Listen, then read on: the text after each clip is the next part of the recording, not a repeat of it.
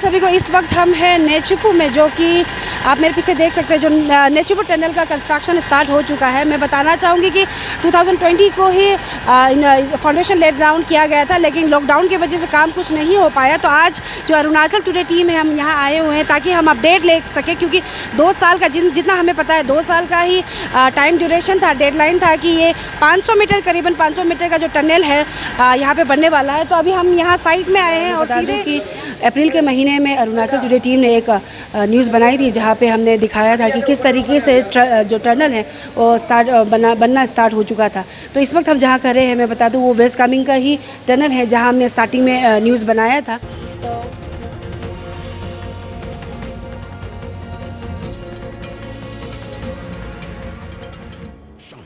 गत 2 वर्षों में माननीय रक्षा मंत्री ने BRO द्वारा निर्मित 205 परियोजनाओं को देश को समर्पित किया था। इसी श्रृंखला को आगे बढ़ाते हुए इस वर्ष BRO ने 90 और परियोजनाओं को सफलतापूर्वक तैयार किया है, जो आज माननीय रक्षा मंत्री श्री राजनाथ सिंह केंद्र शासित राज्य जम्मू एवं कश्मीर के देवक पुल से देश को समर्पित करेंगे तथा इसके साथ ही लद्दाख में निर्माणाधीन न्योमा हवाई पट्टी का शिलान्यास भी करेंगे। देश के विकास में आज 24 सड़कों, 61 पुलों, 2 एयरफील्ड, 2 हेलीपैड और 1 सुरंग को देश को समर्पित किया जाएगा। इन परियोजनाओं में 9 पुल केंद्र शासित राज्य जम्मू एवं कश्मीर, 17 पुल केंद्र शासित राज्य लद्दाख, 2 पुल हिमाचल प्रदेश, 1 पुल उत्तराखंड, 2 सिक्किम तथा 27 पुल अरुणाचल प्रदेश, 1 नागालैंड एवं 2 पुल मिजोरम में शामिल हैं। इसके साथ साथ 24 सड़कों का निर्माण हुआ है, जिसमें 2 केंद्र शासित राज्य जम्मू एवं कश्मीर, 8 केंद्र शासित राज्य लद्दाख, जिसमें दुमती लोमा रोड भी शामिल है, 1 हिमाचल प्रदेश, 8 अरुणाचल प्रदेश, 3 मिजोरम और 1 सड़क केंद्र शासित राज्य अंडमान निकोबार में शामिल है। इसी श्रृंखला में 2 हेलीपैड एवं पश्चिम बंगाल में 283.85 करोड़ रुपए की लागत से निर्मित वागडोगरा रनवे तथा 244.84 करोड़ रुपए की लागत से निर्मित बैरकपुर रनवे तथा अरुणाचल प्रदेश में नेचिपू सुरंग परियोजना का उद्घाटन किया जा रहा है।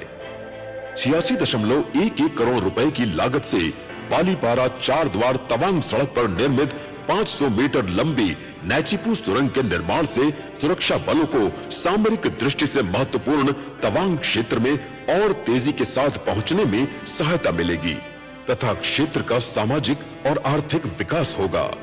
इन आधारभूत संरचनाओं से हमारी सशस्त्र सेनाओं की सामूहिक जरूरतों को पूरा करने में भरपूर सहायता मिलेगी।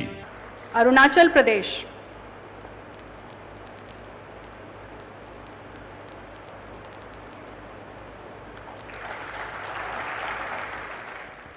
कुछ हमारे साथी वीडियो कॉन्फ्रेंसिंग के माध्यम से जुड़े हुए हैं। ऐसे हमारे अरुणाचल प्रदेश के चीफ मिनिस्टर श्री पेमा खांडू जी, और जब भी बॉर्डर रोड ऑर्गेनाइजेशन का कार्यक्रम शिलान्यास का हो अथवा लोकार्पण का, उसमें भाग लेने के लिए जब हमारे डायरेक्टर जनरल के द्वारा कहा जाता है तो सहज रूप से मैं अपनी स्वीकृति भी उसे दे देता हूं। और जिस तरीके से बॉर्डर रोड ऑर्गेनाइजेशन ने विगत कुछ वर्षों में अपनी जिम्मेदारी का निर्वाह किया है, क्योंकि प्रत्यक्ष मैंने उसे अपनी आंखों से देखा है, मैं कह सकता हूं उसकी जितनी भी सराहना की जाए वह कम है। मैं यही डायरेक्टर जनरल चौधरी जी से बात कर रहा था कि कितने वर्षों में कितने रोड्स का, ब्रिजेस का और टनल्स का हमने लोकार्पण किया है। तो उन्होंने कहा पिछले 2.5 वर्षों में 205 का किया है। मैं मानता हूं।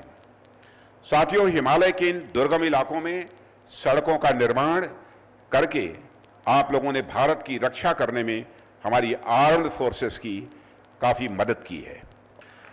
और साथियों, मुझे बताया गया है कि आज 90 प्रोजेक्ट्स का इनाग्रेशन हो रहा है, जिसमें अनेक रोड्स, ब्रिजेज, रनवेज, हेलीपैड्स और टनल शामिल हैं।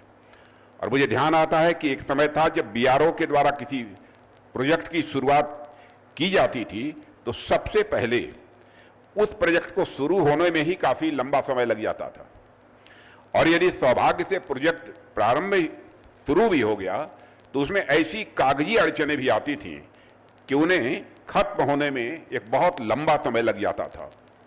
यानी बीआरओ के प्रोजेक्ट्स का इनागुरेशन लंबे अंतराल के बाद हुआ करता था। लेकिन अब तो मुझे आए दिन यह सुनने को मिल जाता है कि बॉर्डर रोड ऑर्गेनाइजेशन ने फला जगह पर प्रोजेक्ट की शुरुआत कर दी है, तो वही फला जगह पर प्रोजेक्ट कंप्लीट भी कर लिया है। यह जानकारी बराबर मिलती है। सीमावर्ती इलाकों जो दुर्गम और बहुत ही कठिन माने जाते हैं वहां पर भी इंफ्रास्ट्रक्चर डेवलपमेंट करना, मैं समझता हूं बॉर्डर रोड ऑर्गेनाइजेशन के लिए यह बाएं हाथ का खेल बन चुका है। और आज आप सबकी यह मेहनत का ही यह परिणाम है कि आपने इस कठिन व मुश्किल से दिखने वाले काम को भी इतना आसान बना दिया है।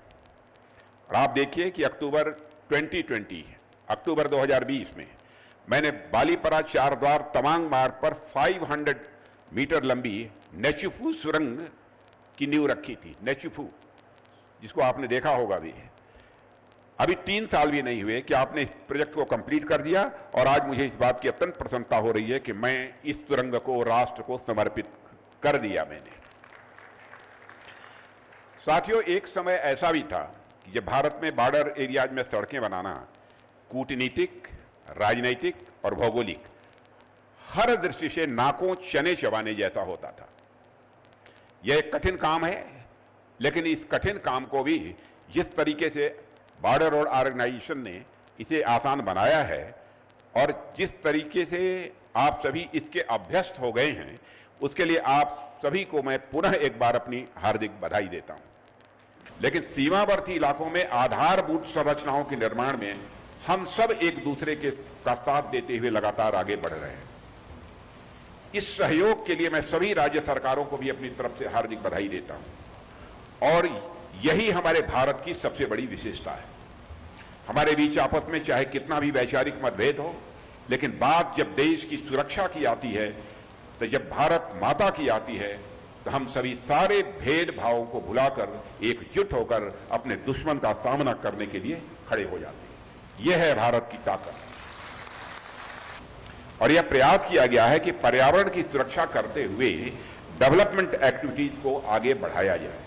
विकास तो हो, लेकिन हमारा पर्यावरण भी यह सुरक्षित रहना चाहिए। अब इसकी चिंता की जा रही है। वैसे तो मुझे पता है कि बॉर्डर रोड ऑर्गेनाइजेशन पर्यावरण को लेकर अपने जिम्मेदारियों के प्रति पूरी तरह से सचेत है, और आप सब इंफ्रास्ट्रक्चर डेवलपमेंट के दौरान आधुनिक तकनीक और प्रौद्योगिकी का भी प्रयोग करते हैं, ताकि पर्यावरण का काम कम से कम नुकसान हो, पर्यावरण का कम से कम नुकसान हो। लेकिन मैं फिर से आपसे इस बात का विशेष आग्रह करना चाहूंगा कि हम जितना ज्यादा हो सके उतना ज्यादा पर्यावरण के सुरक्षा पर ध्यान देते हुए विकास की गति को बनाए रखें, विकास की गति को बाधित न होने दें। साथियों, अब तक मिनिमम इन्वेस्टमेंट और मैक्सिमम वैल्यू के मंत्र के साथ बॉर्डर रोड ऑर्गेनाइजेशन ने काम किया है, लेकिन अब हमें इससे और आगे बढ़ने की आवश्यकता है। अब हमें मिनिमम इन्वायरमेंट डिग्रेडेशन, यानी जितना कम हो सके उतना पर्यावरण का प्रदूषित होना, कम से कम प्रदूषित होना, और maximum national security, minimum environment degradation और मैक्सिमम नेशनल सिक्योरिटी तथा मैक्सिमम वेलफेयर के मंत्र के साथ मैं समझता हूं बॉर्डर रोड ऑर्गेनाइजेशन को अब आगे बढ़ने की जरूरत है। इसके अतिरिक्त मैं आपसे एक और मुद्दे पर बात करना चाहूंगा। जैसा कि मैंने अभी जिक्र किया कि आपका जो काम करने का तरीका है वह सिविल एबिलिटी फ्यूजन का एक बहुत बड़ा उदाहरण है।